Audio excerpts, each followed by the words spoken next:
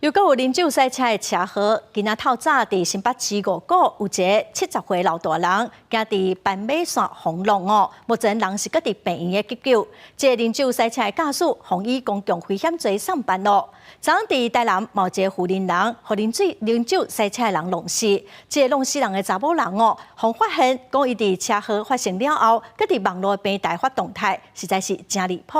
这个酒驾的查某人，目前是10万块交保咯。白色轿车油门一直吹，伫道路高速走，通过路口无减速。一个查某人过大路，去互弄飞，重重的摔伫涂骹，规身躯受伤，也伫病院抢救。撞伤人了，现在有觉得很抱歉吗？开车的就是伊29岁姓洪的查甫人，伊是伫台北市中山区啉酒，啉到对面天光，硬硬要载朋友转去，透早4点外，驶到新北市五股，弄到70岁当咧过大路的老大人。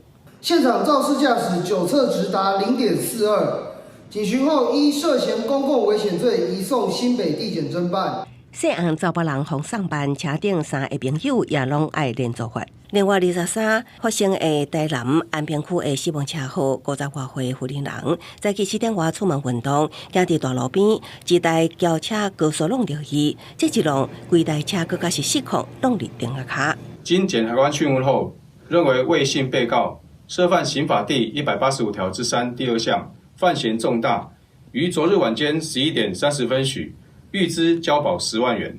姓桂的卢卡斯年纪轻轻21岁，啉酒了后上路，开到西神，酒测达到0.57，明明夺走一条性命，却无看到伊有一点仔后悔。真的是 OK 啦，没问题啊。伫车祸现场录影，搭配口气浸泡，将影片发去 IG 引起批评。